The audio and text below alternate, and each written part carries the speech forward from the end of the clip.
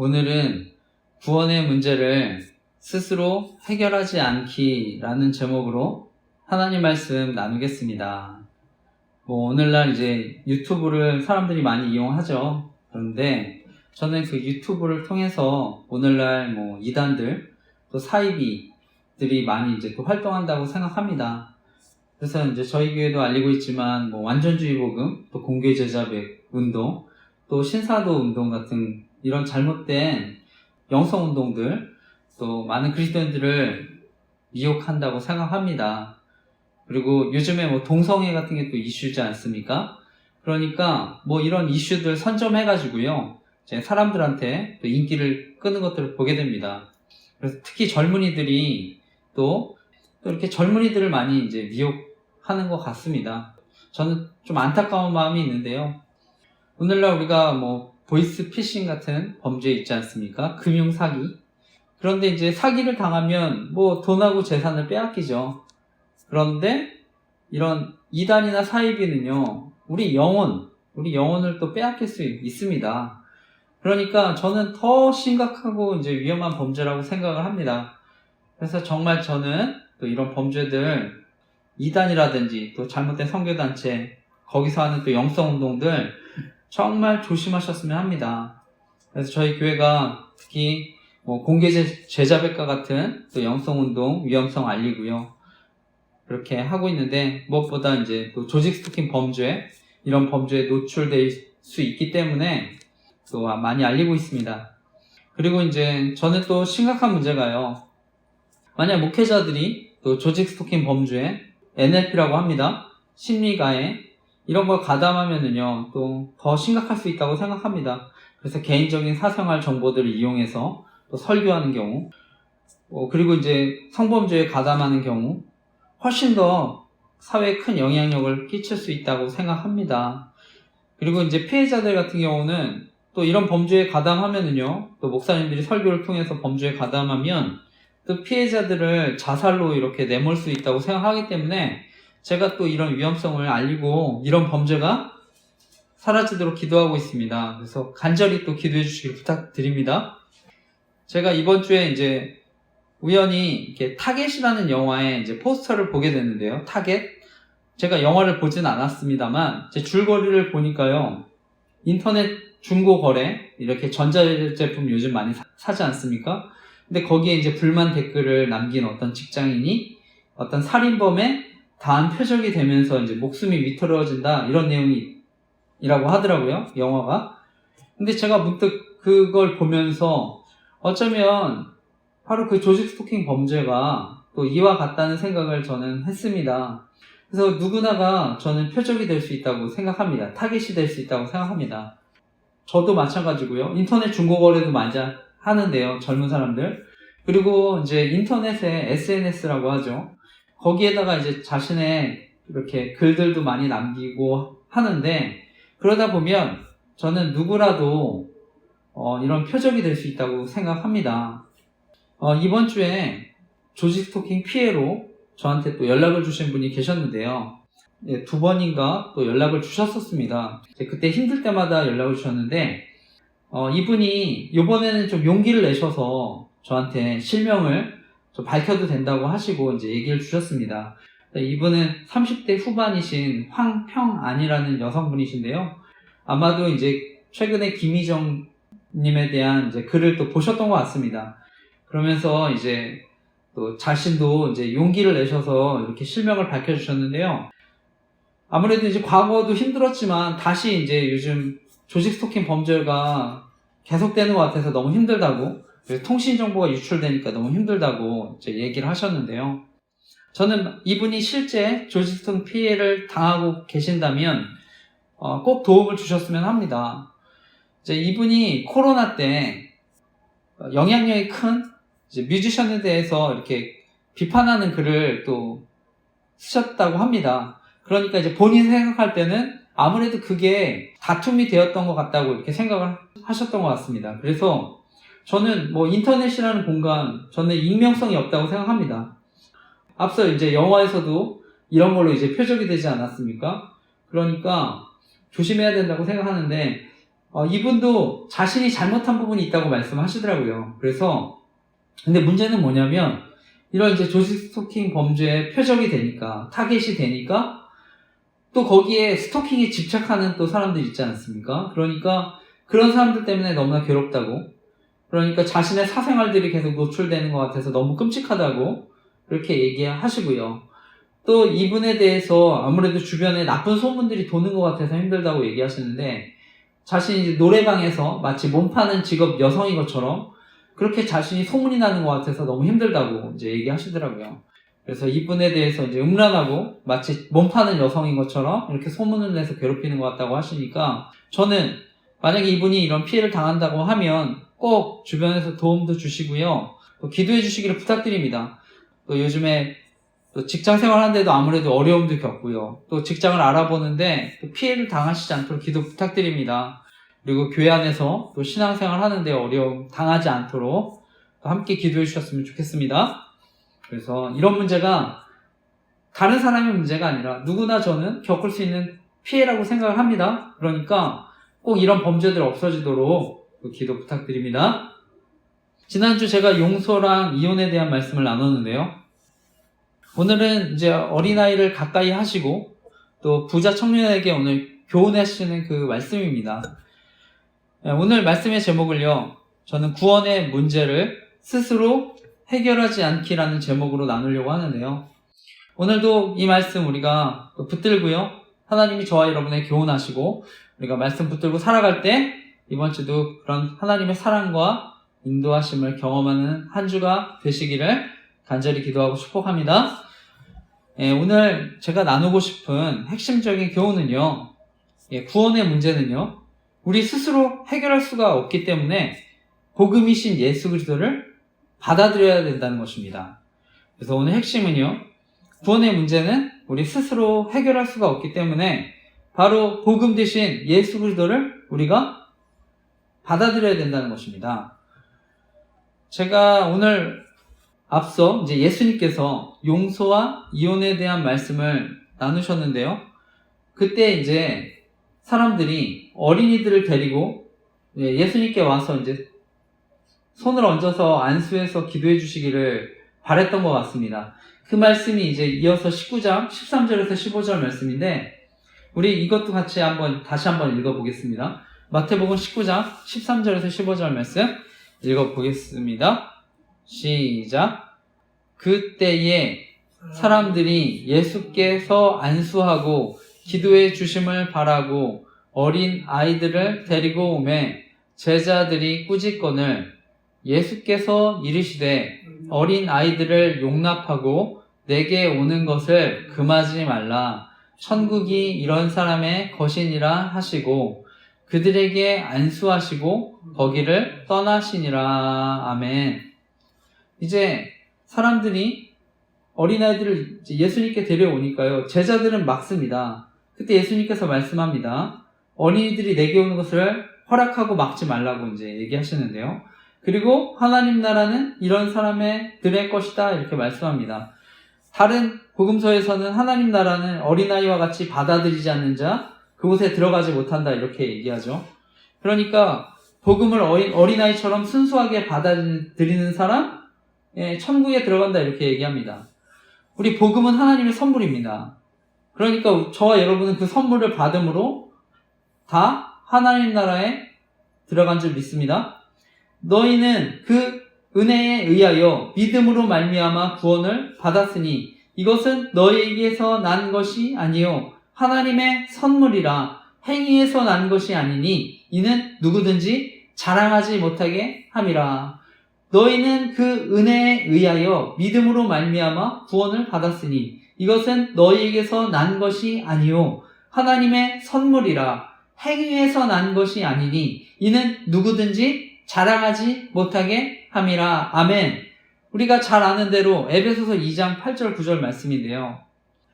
하나님은요 우리에게 믿음으로 구원을 받게 해주셨습니다. 그것이 하나님 선물이라고 말씀합니다. 우리 복음이라는 것은요, 은혜는요 정말 너무나 값진 것이지만 그것이 선물로 주어진 것입니다. 무료로 주어진 것입니다. 우리가 선물 받을 때 어떻게 받습니까? 누가 선물 받으면 예, 감사합니다 받으면 됩니다. 그런데요, 우리 아이들은요, 우리가 선물 준다고 하면은요, 그냥 잘 받습니다. 감사합니다 받습니다. 그러니까 예수님께서 어쩌면요, 바로 하나님 나라는 이런 어린아이들 같은 사람들이 들어간다고 저는 말씀한 줄 믿습니다. 그런데 우리가 어떻죠? 나이가 들어갈수록요, 선물을 준다고 하면 잘 받지 않습니다. 왜 그렇습니까? 제가 볼 때는 세상에 우리가 경험했던 고정관념과 편견 때문이라고 생각합니다. 우리가 나이가 들어갈수록 이 세상에 공짜가 없다고 생각하죠. 잘 받아들이지 않습니다. 의심부터 합니다. 그런데요, 아이들은요, 받습니다. 저는 마찬가지로 지금도 예수님은요, 바로 어린아이와 같이 우리에게 주시는 선물, 복음의 선물 받아들이는 사람 주시는 줄 믿습니다. 그래서 하나님 나라에 들어갈 수 있는 사람, 바로 이런 어린아이와 같은 사람들이라고 말씀하시는 줄 믿습니다. 제가 교회 통계를 찾아보니까요, 실제로 나이가 어릴수록 예수님을 영접하는 사람들이 훨씬 더 많다고 하는 것입니다. 그래서 교회 통계를 보면 73.3%가 청소년기 이전에 대부분 이런 사람들이 예수님을 영접을 하고요.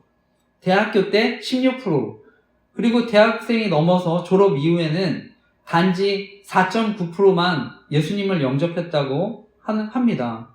그러니까 정말 어릴수록, 순수할수록 예수님을 믿고 영접하는 사람이 더 많다고 하는 것입니다. 그리고 저는요, 설령 그 이후에 커가면서 예수님을 잘 믿지 못한다 하더라도요, 저는 만약에 청소년기에 하나님의 사랑을 저는 뜨겁게 경험했던 사람이라면요, 나중에 아무리 힘들고 어려워도 저는 하나님과 교회를 떠나지 않는다고 또 믿습니다. 그러니까 저는 오늘날 교회 학교 청소년 사역이 정말 중요하다고 생각을 합니다. 특히 오늘날 청소년 문제 정말 심각하지 않습니까? 갈수록 학교 폭력이든 왕따 문제가 심각해지고요. 저는 그 문제가 오늘날 또 큰 사회 문제로도 이어지는 거라고 생각합니다. 오늘날 조직 스토킹 범죄도 사실은 저는 이어지는 거라고 생각합니다. 그렇기 때문에 정말 또 교육이 중요한데요. 저는 성경을 통한 바로 그 교육, 저는 그것이 정말 중요하다고 생각을 합니다. 또 저희 교회가 기도하는 최선은 목사님이요, 또 학원 복음화 사역을 하고 있습니다.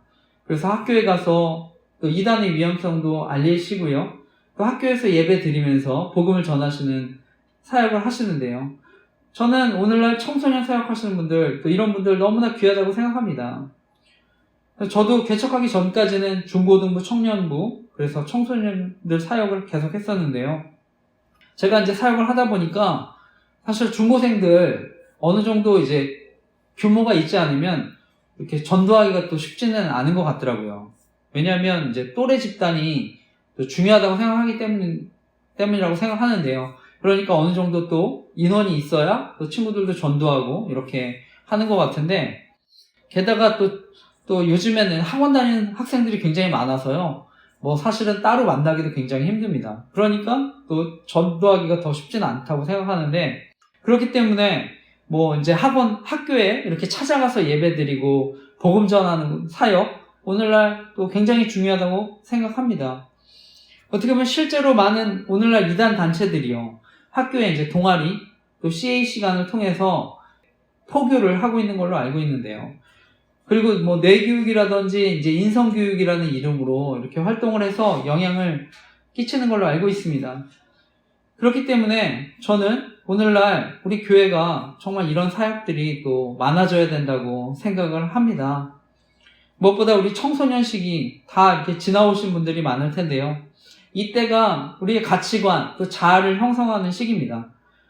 그럴 때 정말 복음이 전해지면요, 저는 어리지만 그 학생들이 정말 하나님을 만나면은 저는 인생의 방향을 정하게 되고요, 하나님의 인도하심과 뜻대로 살게 된다고 믿습니다. 저 역시도 대학 청년 시절에요, 또 하나님 만나서요, 또 하나님의 그렇게 인도하심을 경험해서 또 이 자리에 저는 또 있다고 믿습니다. 그렇기 때문에 정말 우리 학생들이 복음을 들을 수 있도록 함께 또 기도해 주셨으면 좋겠습니다. 계속 이어지는 이 말씀, 또 우리가 어떻게 또 구원받았는지, 어떤 은혜로 받았는지 또 이어지는 말씀입니다. 그 이어진 말씀에는 또 한 사람이 다가와서 예수님께 말합니다. 그게 19장 16절인데요. 19장 16절 말씀 한번 읽어보겠습니다. 한 절 읽겠습니다. 시작. 어떤 사람이 주께 와서 이르되 선생님이여 내가 무슨 선한 일을 하여야 영생을 얻으리이까. 아멘. 선생님, 선한 선생님, 내가 영생을 얻으려면 무슨 선한 일을 해야 됩니까? 이렇게 묻는데요. 이 청년을 다른 복음서에서는 부자 청년, 관원이라고도 얘기하는데, 이 부자 청년이요, 정말 말씀을 열심히 지키려고 했던 것 같습니다. 그런데도 그의 마음에 여전히 해결되지 않는 문제를 저는 가지고 있었다고 생각하는데요. 그것이 바로 영생의 문제, 저는 구원에 관한 문제였다고 생각합니다. 그러니까 교회 열심히 다니고 신앙생활 열심히 하고 있는데 어쩌면 그 안에 구원에 대한 확신이 없었을 수 있다고 생각합니다. 그러니까 예수님께 이제 질문했다고 생각하는데요. 선한 선생님, 내가 무엇을 해야 영생을 얻을 수 있습니까? 제가 어떻게 해야 구원받을 수 있습니까? 제가 어떤 하나님 말씀을 더 지켜야 천국에 갈 수 있습니까? 묻는 것이죠. 근데 예수님 말씀하십니다. 17절에서 20절 말씀입니다. 같이 읽겠습니다. 다시 한번. 19장 17절에서 20절 말씀도 같이 읽겠습니다. 시작. 예수께서 이르시되 어찌하여 선한 일을 내게 묻느냐? 선한 이는 오직 한 분이시니라. 내가 생명에 들어가려면 계명들을 지키라. 이르되 어느 계명이오니까? 예수께서 이르시되 살인하지 말라, 간음하지 말라, 도둑질하지 말라, 거짓 증언하지 말라, 내 부모를 공경하라, 내 이웃을 내 자신과 같이 사랑하라 하신 것이니라. 그 청년이 이르되 이 모든 것을 내가 지키었사온데 아직도 무엇이 부족하니이까. 아멘. 예수님께서 말씀합니다. 선한 분은 오직 한 분이시다. 근데 네가 만약에 구원받고자 한다면, 생명에 들어가고자 한다면 계명들을 지켜야 된다. 살인하지 말라, 간음하지 말라, 도둑질하지 말라, 거짓 증언하지 말라, 부모를 공경하라, 내 이웃을 내 몸과 같이 사랑해라. 이런 계명들 너 잘 알고 있지 않느냐? 이것을 지켜야 된다, 이렇게 얘기합니다. 결국 예수님은요, 부자 청년에게 이미 알고 있는 계명들 지켜야 된다고 말씀하는데요. 그런데 이 부자 청년의 대답은 무엇입니까? 나는 이 모든 걸 다 지켰습니다. 그런데도 아직 저한테 부족한 게 있습니까? 이렇게 묻는 것입니다. 이 청년은요, 예수님 앞에 나와서 자신은 율법을 어긴 적 없이 살아가고 있다고 자신만만하게 이야기하는 것입니다. 다른 복음서에서는요, 이것들은 내가 이미 어려서부터 다 지키고 있는 것들입니다. 이렇게 얘기합니다. 그러니까 스스로 보기엔 자신을 평가할 때요, 자신은 완전하다고 여겼던 것입니다. 그때 예수님께서 그에게 어떤 말씀 하십니까? 오늘 읽었던 19장 21, 22절 말씀 읽어보겠습니다. 이어서 시작. 예수께서 이르시되 내가 온전하고자 할진대 가서 내 소유를 팔아 가난한 자들에게 주라. 그리하면 하늘에서 보화가 내게 있으리라. 그리고 와서 나를 따르라 하시니 그 청년이 재물이 많음으로 이 말씀을 듣고 근심하여 가니라. 아멘. 예수님 말씀하십니다. 네가 완전하게 되고자 하거든 내 소유를 그럼 다 팔아서 가난한 사람한테 줘라.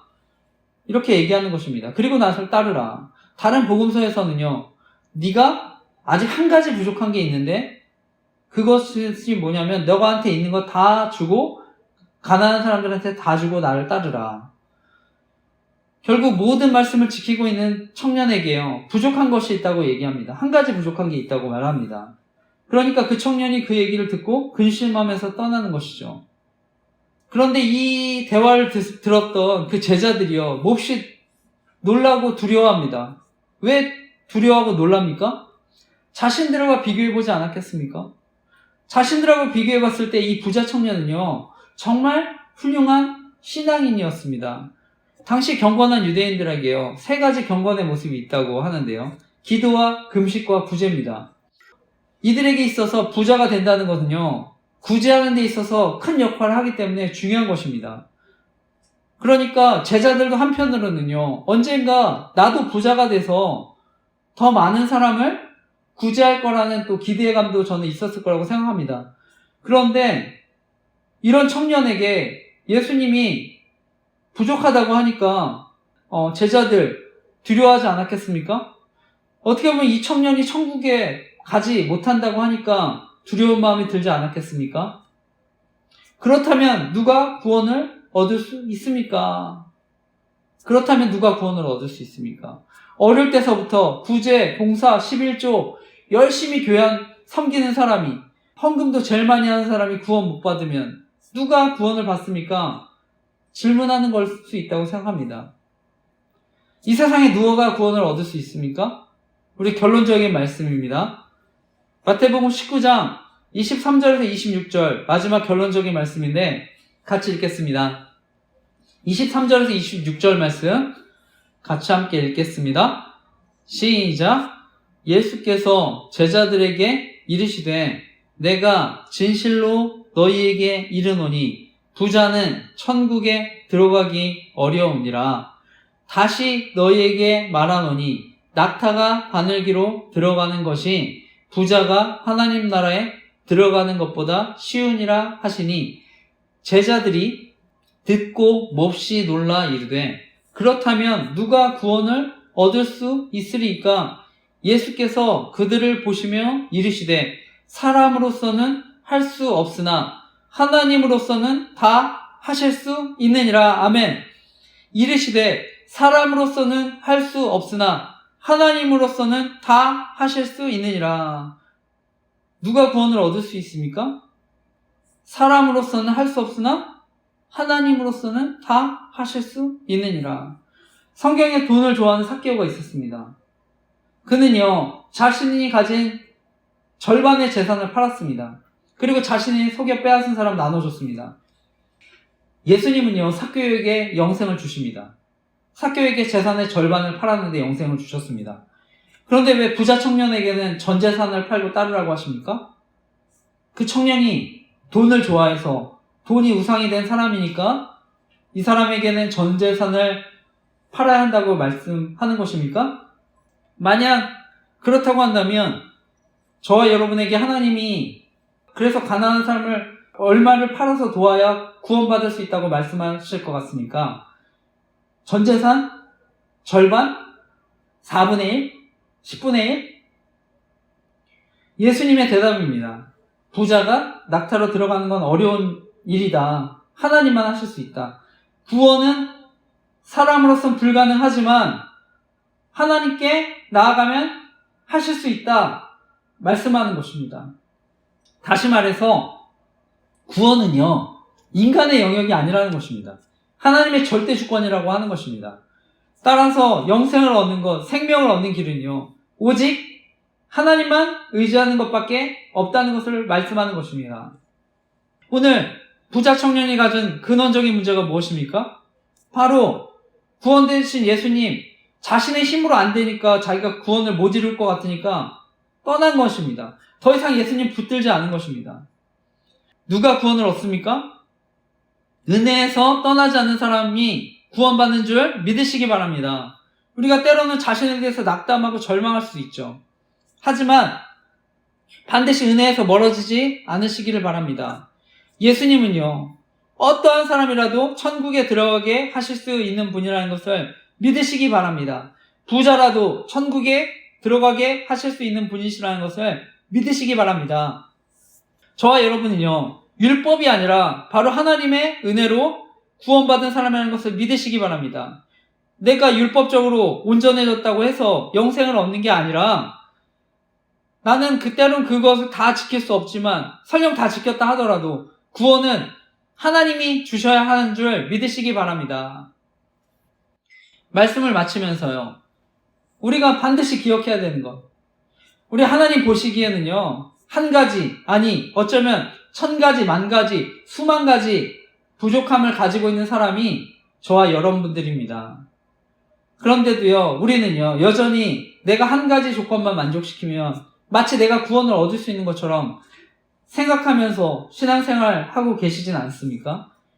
오늘 부자 청년과 같이 내가 어떤 인간적인 수단, 방법으로 구원의 문제를 해결해 보려고 노력하고 있지는 않습니까?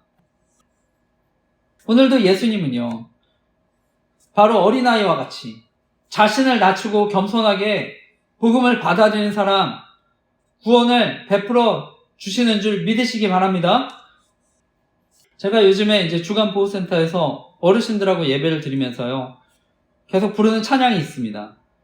그 찬양이요, 돈으로도 못 가요, 힘으로도 못 가요, 벼슬로도 못 가요, 지식 갖고 지식으로 못 가요, 어여뻐도 못 가요, 맘 착해도 못 가요, 거듭나면 가는 나라, 하나님 나라, 믿음으로 가는 나라, 하나님 나라. 제가 이 찬양을 함께 부르고 있는데요, 바로 구원의 조건은 믿음이라는 것을 믿으시기 바랍니다. 거듭나야 한다는 것을 믿으시기 바랍니다.